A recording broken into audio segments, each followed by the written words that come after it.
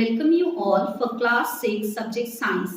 So today we are going to continue with our topic, that is form and movement in animals. Okay, now here the second joint we are learning is ball and socket joint. What is that ball and socket joint? You can see here it is like a ball. It will go and stick in the joint. This type of joint is present here. Okay, in these bones. That is known as, this bone is like a ball and this bone is like a socket. So it will go and join there. That's why it is known as ball and socket joint. Where it is present in our body. Where it is there, it is the head of one bone fits into the cavity of the other bone. Example, joints of the shoulder and the hip. Joints of shoulder and hip. It allows movement in all direction. Okay, it allows the movement in all direction, shoulder and hip.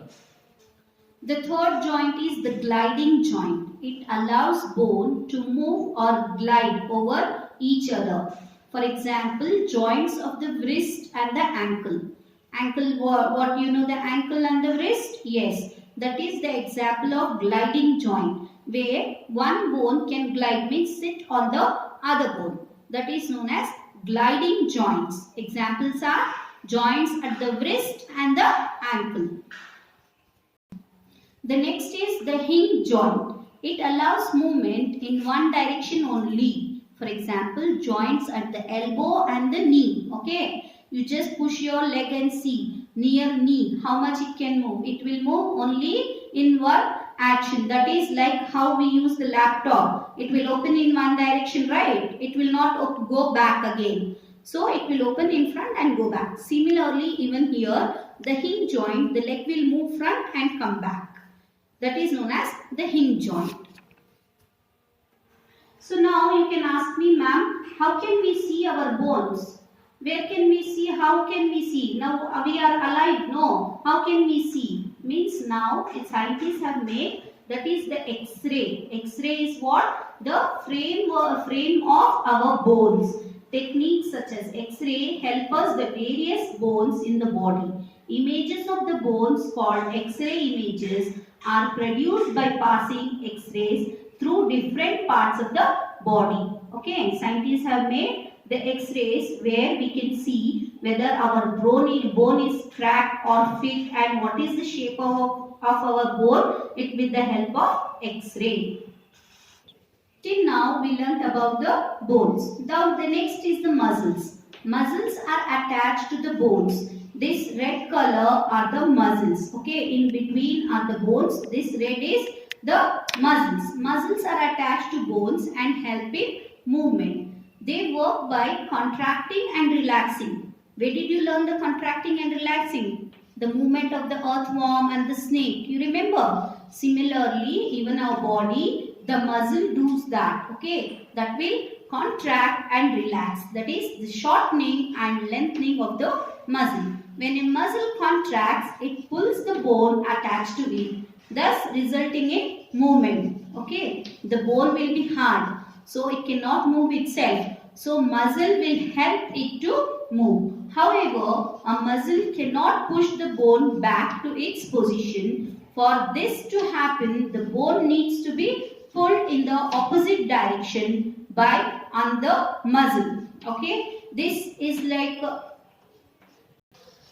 therefore, muscles always work in pairs. When one relaxes, the other contracts. Okay, it works in the pair. Okay, front and back. If one is contracting, the other should relax. The other is contracting, then the first one will relax.